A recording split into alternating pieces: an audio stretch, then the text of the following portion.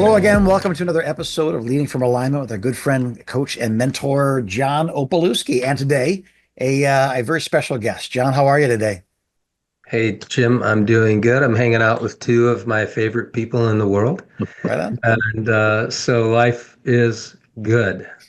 Very Good. excited to have Josh Spurlock He's with us today.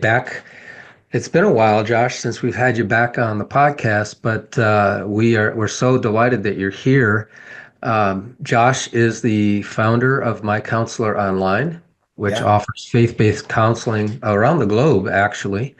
And Converge Coaching is really excited. In the last year, we've been able to link arms with My Counselor to support pastors and their families Yeah. from a variety of denominations with coaching from the Converge Coaching side of the house and counseling from the My Counselor side of the house. And it's just been really exciting and cool to work with Josh.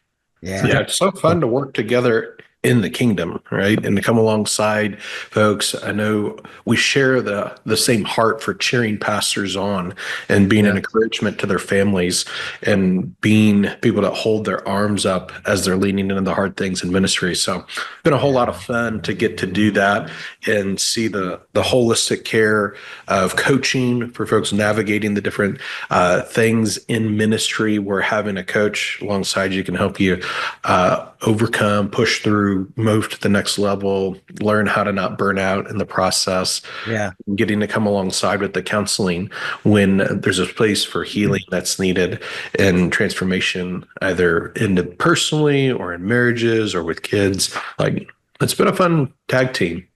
All of the Yeah. above. Yeah. It's funny. I was just meeting with a young couple. They're getting married next month. It was kind of our final meeting before the wedding. And I told them, every wedding I do comes with a 3-year, 36,000-mile warranty. And the thought of it is just if something squeaks or rattles or bumps, like bring it in before you break something. Yes. So what marriage counseling looks like at our church is my wife and I buy you dinner and we listen to what's going on and we help you fix it. So that thought that, if we don't do these things, I'm not a professional, but I can fix the easy things in marriage because I've had a marriage for 36 years. But man, Yeah. when you get it over your head, you better, I mean, as a pastor, you better know when you can't help somebody as much as Yeah. you can. So I look at you, Josh, and you've got the haircut, you got the faux hawk, and those who are watching, and John and I are sporting the no hawk. You know what I mean? And That's here right. you are at your age with the wisdom. I mean, every time we get off, John and I are rarely silent, but when you talk, we both kind of look at each other like, who's going to talk next? Because you seem to know more about people you don't know than we do. You have insights into their lives. So yeah, mycounselor.com, awesome idea. But I imagine when you first started it, like starting like online, not in-person counseling was almost like it's like having a dentist that you visit virtually. Who would want a virtual dentist, you know? So Totally. how'd you get the idea? Where'd this whole thing come from? And certainly when the COVID hit, you were in the right place at the right time. Yeah, So it where'd was a the idea come wild from? thing. Wild thing. So we started the practice close to 20 years ago, and it was in-person counseling. Started out of Southwest Missouri, doing a ton of work with pastors and missionaries and different folks. And in 2017, we felt like the Lord was directing us to pivot and launch the online platform, Yeah. specifically to be able to increase access to care to pastors that were in rural settings and Wow. didn't have a whole lot of resources in their communities, and for missionaries that were spread out around the globe that didn't have access to care for themselves, their families in those Wow. parts of the world.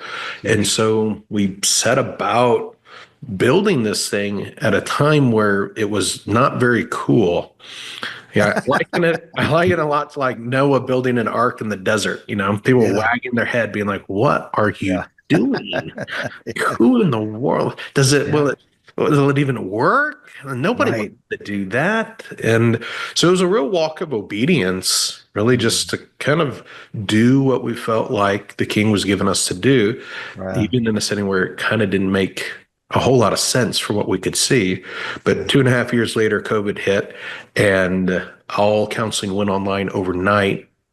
And we were uniquely positioned to be able to support the body of Christ and really to share best practices that we had developed with other Right. Christian counseling centers. Like we just fielded calls from all sorts of folks and said, here's the softwares that we're using, here's the process, here's how we're navigating emergent situations. And we're able to share notes with other orgs in a way that was really supportive of the body at large because we had ground our way through that learning early on. Right. So yeah, that's how we got there. It's how we got to Yeah. the online for My Counselor Online.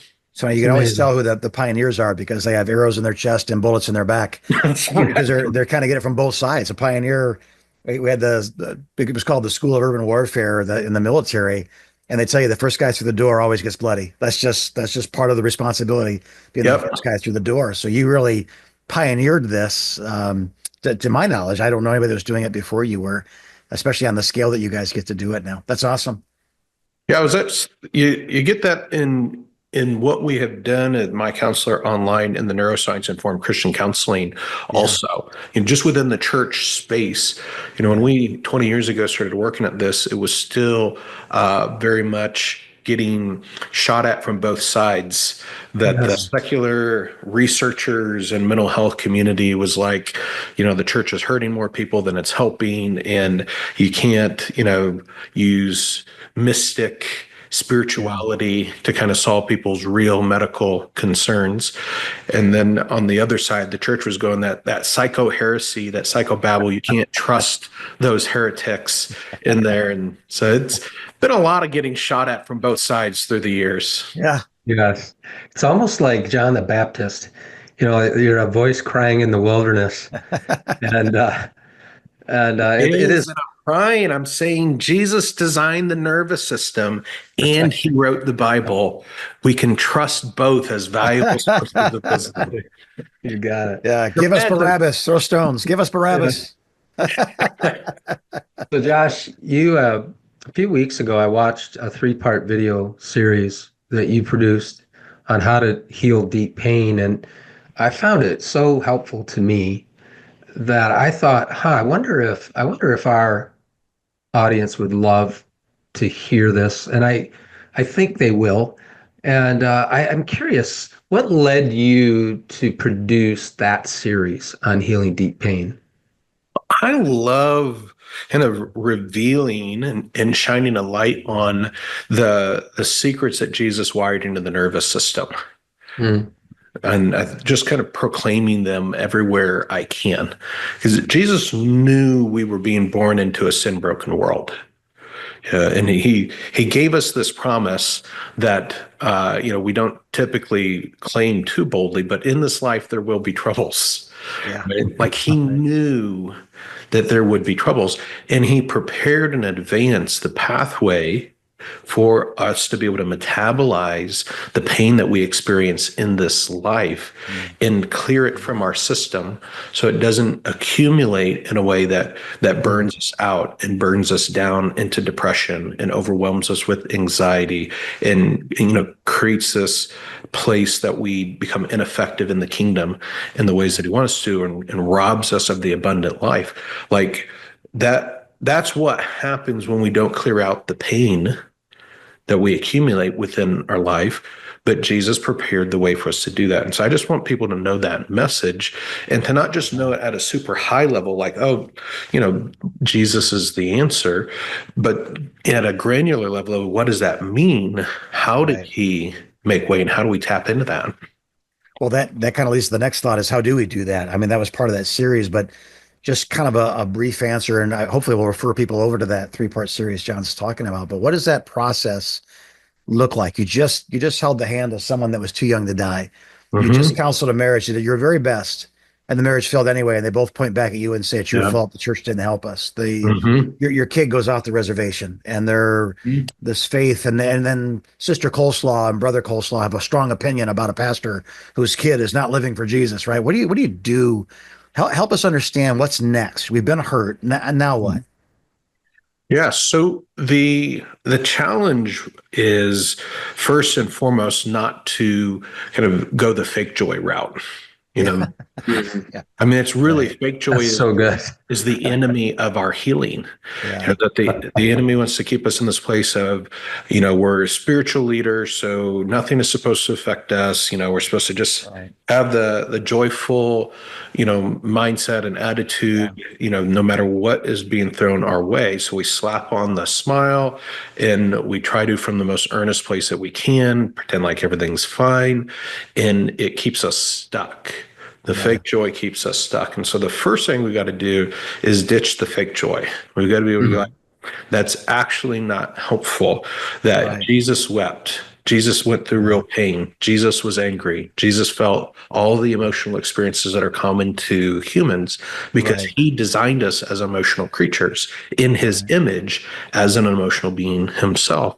So we have to acknowledge that the pain that I experience is a normal and natural response to the troubles that I face in this Okay. world. And so when we can first be like, okay, what I'm going through, what I'm experiencing is normal. So what do I do about it? Right. Mhm. We got to lean into bearing one another's burdens. Okay. We tend to be really attuned to and good at bearing others' burdens. Right. We tend to stink at allowing others to bear our burdens with Okay. us, Yeah. Yeah, that's true. whether it be because of pride, whether it be because of shame, Mm. Mm. usually one of those two, or Hey, both. Josh, I was thinking that there's this sense of not feeling worthy Hmm. of being helped. Yeah, I there's don't that think shame. that, yeah, Mhm. Mm. Yep. That shame that I don't deserve, or that if I were the spiritual leader that I'm supposed to be, I wouldn't need help. yeah, And we get yeah. that message that people are therefore and they expect us just to have it all together. And so we can start to believe that ourselves in a way that produces shame when we have to face the reality of our humanity and that we too are just made of flesh and we too need others to bear our burdens with Mm. us. Yeah. And what And does so, that look like, Josh? Is that me saying, "Hey, I just did a difficult funeral, John. I just need a friend right now." Is it that simple? And John saying, "I'm sorry, what happened?" And I could kind of unload the burden yeah, on him. That's what we're yeah, talking about. absolutely. That's a Okay. great example of it there. There's some, to get really in the nitty of it, there's some important elements to it, such as emotional vulnerability. Okay. Mm. Then, like, there's a way in which I can, in an emotionally detached way, not really be in my experience, Yeah. but keeping my feelings at an arm's length.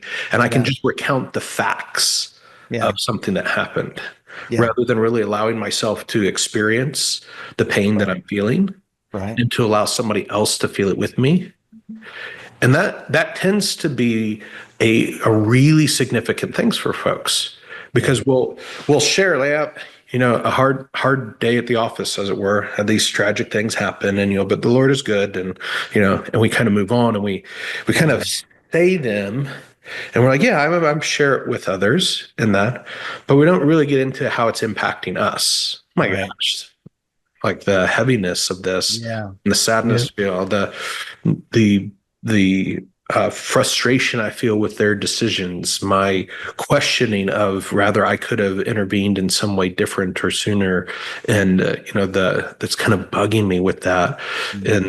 and or whatever it is, or how it's reminding me of loss in my life and what I Right. have with Yeah. other scenarios that took place, like really allowing ourselves to feel the feels of the Yeah. experience and to share that from that place of being connected with our real authentic experience, allow And, others to connect with us in it and be in it with us.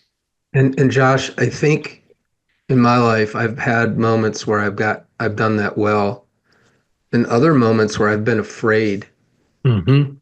to Yeah. give full, unfiltered reaction. Yep. Yep. And I'm Say wondering more if, about that fear. say again, I didn't Yeah, quite say catch it. some more about that fear because Yes. you're So not the only one. I'm afraid if I really tell you how I feel, you won't respect me anymore. Yeah. You That's, you you'll judge me because I mm-hmm. should be farther along Mm-hmm. in my walk with God. This Yep. should this issue shouldn't be painful to you at Mm-hmm. that level anymore. I think Yes. most of that is self-imposed uh, Sure. to some degree, but I feel like for me sometimes, and interesting, when I get there, it's like I do so much better Mm-hmm.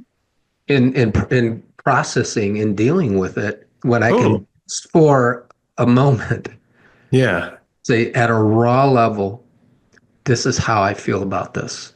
This is Yes. how I feel about that particular person who's doing this to me. Yes. Yes. Because that's how we process through these things to completion. And we allow other folks to bear that burden with us. What you're describing, the hindrance is that shame that motivates fake joy, okay? That we Mm, feel shame that if you really see me, if you really know me, if I really allow myself to be seen, you won't like me. And you'll judge me, you'll think I'm not mature, you'll kind of look down upon me in that. And so instead of being real, I'm going to lighten it. I'm going to add some fake joy in there where I kind of mm, soften the intensity or I mask it in some way because you can't handle the full just me and where it is I'm at with this thing. yeah, And that's yeah, what keeps us trapped because we can't process through that and find real completion. We can't metabolize that pain in that fake joy place. We're not Right. really allowing it to be born with others. And so you're describing right the crux of it. mm, And like you said on the other side of that, that when I do, I'm able to find the courage and the compassion and curiosity about what I'm going through and really take the risk because there's no vulnerability without risk yeah, where I put myself out there and allow someone else to hold it with me. And when I mm, met with this life giving mismatching experience, where instead of the judgment that I expect, instead of the condemnation that I expect, instead of the disdain, they're right there with me in it. And like that makes so much sense. And then yeah, I have been there myself. I have felt these same feelings and hard things. Thank you so much for sharing that with me. I'm with you. I'm angry with you. That person, that should mm, have happened. It was a real Yeah. violation. And it's natural Oh, and it's right to be sorry. angry Yeah. about the injustices that we experience in the world. And my heart hurts with you. Like we're in it together. Right. yeah, Neurologically, there's this thing called brain sync, where if we put MRI devices on our heads, we could see our right hemispheres of our brain synchronizing in that moment when we truly share a connection and are bearing the thing together. And it mm, changes the way we metabolize that pain. It brings regulation instead of feeling alone. And if we were to have the heartbeat monitor hooked up and the skin static tension monitor in place, we would see how activated our nervous system was as we're feeling this pain and we're feeling the struggle. But then when we establish that brain sync, when we're really bearing it with somebody else, our nervous system regulates. And there's this Right. you can see on a Yeah. monitor and a Feel it out. screen, you can feel it in your body, the body shift as we get regulated in that. And then there's this organizing feature where the person is like, it makes a lot of sense that you would feel that way. Right. And you're putting language to what it is that you're feeling. And that organizing of the experience in a regulated context is what metabolizes the experience and allows it to process through to completion. And on the other yeah, side of it, we feel relief, we feel peace, we feel joy, we feel a connectedness with that other person. We Right. feel like we're not alone, we feel encouraged. Like all this life giving experience flows on the other side of metabolizing that pain. yeah. That's so good. Fascinating.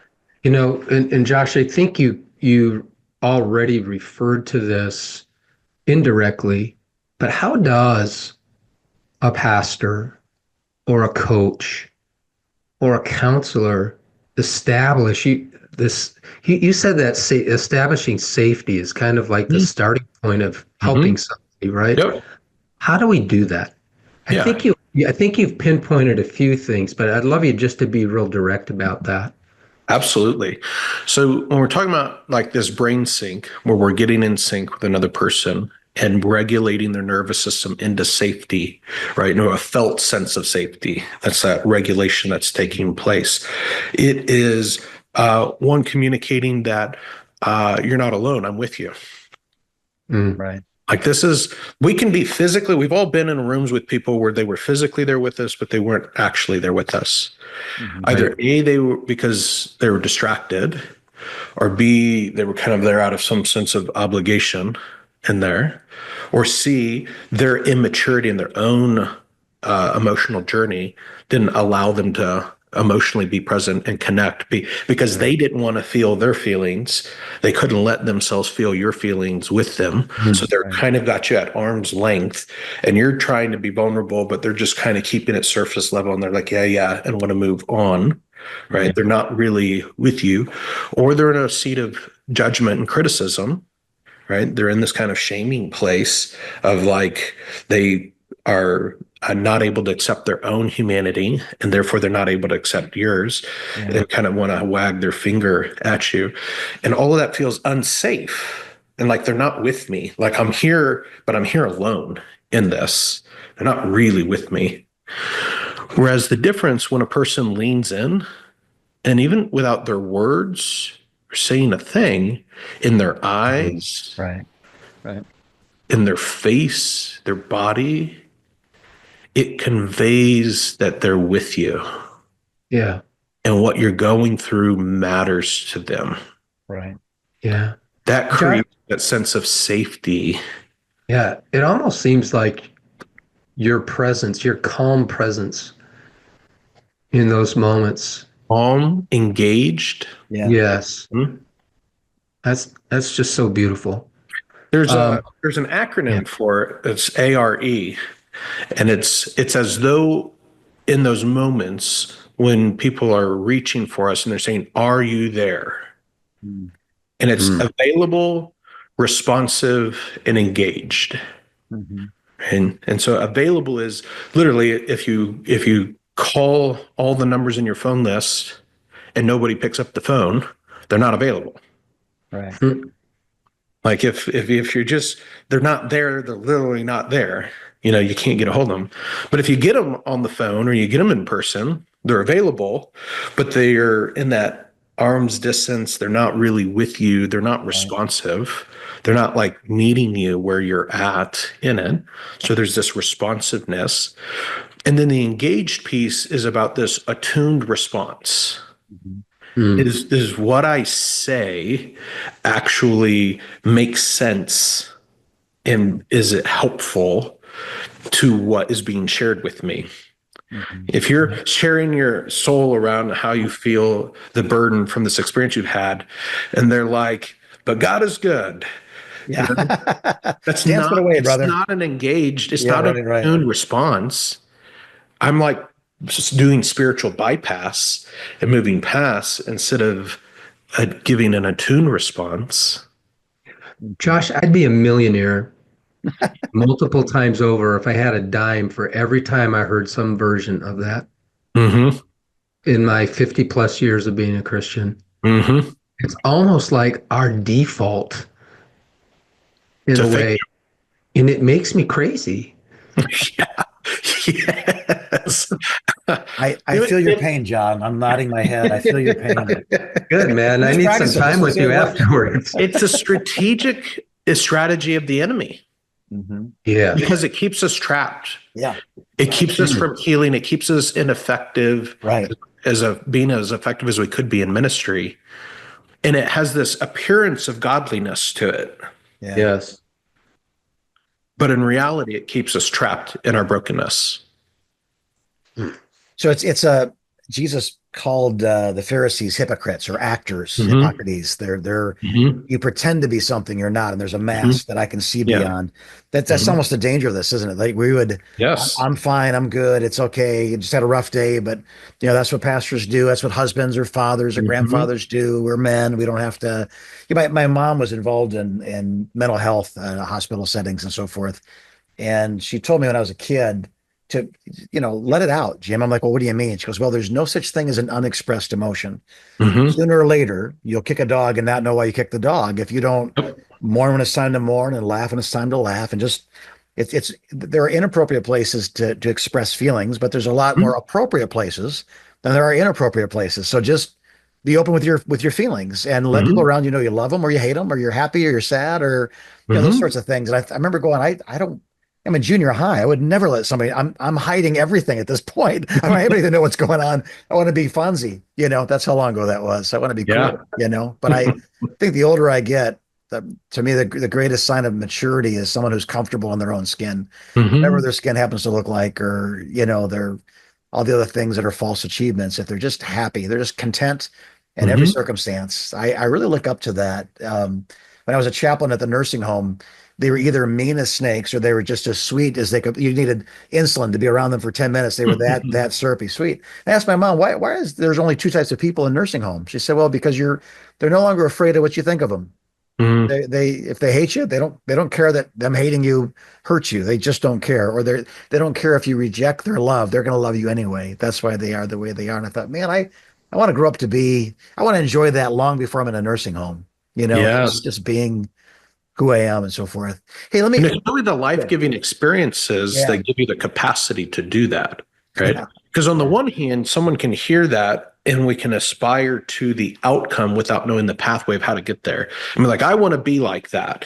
And we can yeah. have this idea of, okay, so just get up today and be like that. Right, But right, it's not just as simple as a choice of I'm going to be like that. right, You have to have the experiences of life that cultivate that capacity within you. right, And right, that capacity to be like that comes from these curious, compassionate, courageous engagements that we're talking about. That right. when with John, and I'm able to share with him the hard thing that I'm going through, or the worry that I've been carrying about my church or ministry, or the hard thing that's happened with my kiddo, and the angst or the fear I feel around that, or the sadness that I feel around that. And I'm able to be real with him. And his Yeah, response to that is accepting me and loving me right where I'm at and yeah, caring about that. He's made it safe yeah, for me to be right. I can feel authentic in anything. that Yeah, way, which actually cultivates that capacity in me to right, be real and authentic with people. right, But if I don't right, take the risk and I don't have that experience with John, I can't do that with others. right, Even right. if I think that I should, I just don't live up to what I should and I feel shame. Yeah, yeah. Let me ask you Yeah. this one, because in everybody's life, but just specifically because most of the people that are listening right now are in ministry, and are in leadership. If I were to say to anybody, what's the most confusing, painful, gut-wrenching thing that's ever happened to you? Everyone would have an answer. Everyone would have Hmm. a story. It was, I got broke up with by a girl in fifth grade, or the day somebody died in my arms in Vietnam, right? There's going to be a story that comes out of that.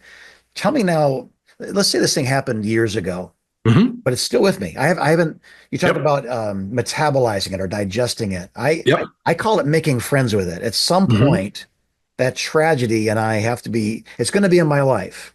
It's going to be Hmm. my enemy or it can be my friend.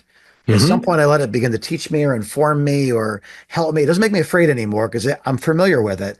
But what is Hmm. that? I'm going to have a reaction when it happens, but there's a conclusion days, Hmm. weeks, months, decades later that's very different than the reaction. Tell me about what do you do when you're this far into it and it comes back again? That Yeah. moment that you smell something, you hear something, a noise goes off. It's Hmm. it's a familiar. I've been traumatized by somebody, and when I smelled Hmm. somebody's cologne, the same cologne years later, Yeah. I was afraid in a movie theater to turn around because I was afraid it was going to be my drill sergeant sitting behind me. But I Yep. thought, why do I know that smell, and why am I freaked out by this? And Yep. it was something like that. What do you do when you're triggered, Totally. if you will, years Yeah. later, and you realize I haven't metabolized this? What do you do with that memory? Yeah, that's a great question because again, these painful experiences that we have that create wounds, Yeah, our brain processes those experiences different than other experiences. Sure. And it does so as a protective means. Like it's not a bug in the system. It's a feature that Jesus designed in because it allows us to contain experiences that would otherwise cause us to lose our mind and potentially even just die. And they overwhelm our system. And to protect us, much like a circuit breaker protects a house from electrical fire, if there's a surge through wires that are too much for the wires to contain without bursting into flames, it trips a breaker. The trauma response within our body is a breaker that trips, and it causes an experience that we're having to get contained in a way. It creates what we call dissociation, where we disconnect from it in some ways. Yeah. It doesn't process it through the hippocampus in our brain, so it doesn't timestamp it, so it doesn't become a permanent part of our autobiographical narrative. It actually stays in the present all the time in this kind of timeless space. Yeah. I like it like an application on your phone. Whatever application you're looking at on the screen is what you see right now. But we know if we kind of lift up on the screen, we can see all the open apps that are behind it. These experiences that we have that get stored traumatically are always open behind the scene, waiting for a notification or something to cause it to pop up on the screen. Right. So it drains away resources. It costs us a lot in our life. The way that we process that is through this pain processing pathway that we've been talking about. Okay. What we needed then is what we still need today. And what you needed then was regulation. You needed to know that you were safe and that was going to be okay and that you were cared for. And you needed to be able to make sense of what was happening in that experience. And because you were dysregulated to an extent that tripped this protective response within your body, this is why it's still with you today. Right. Today, when it comes back up, we're sharing that with our friend, our person that we're connected with. Right. And we're not in this detached way. In order for it to actually change, we actually have to allow ourselves to feel the feels.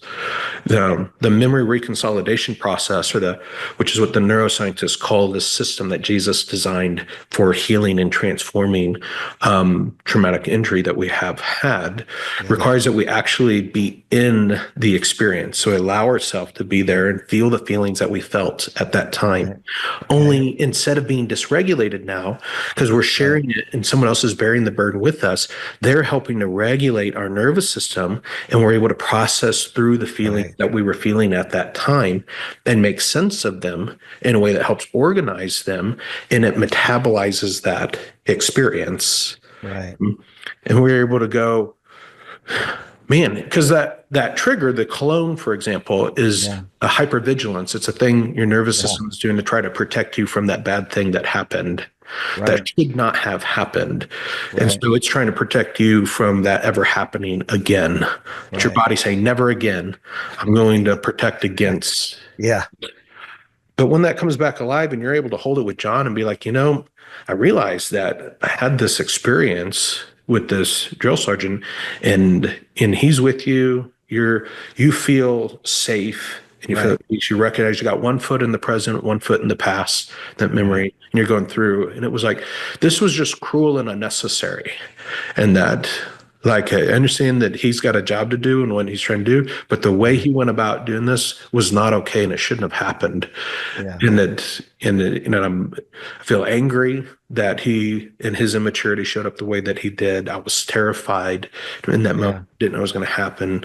Like, we feel the feels and we move through the emotions to completion. On the other side, our nervous system goes, okay.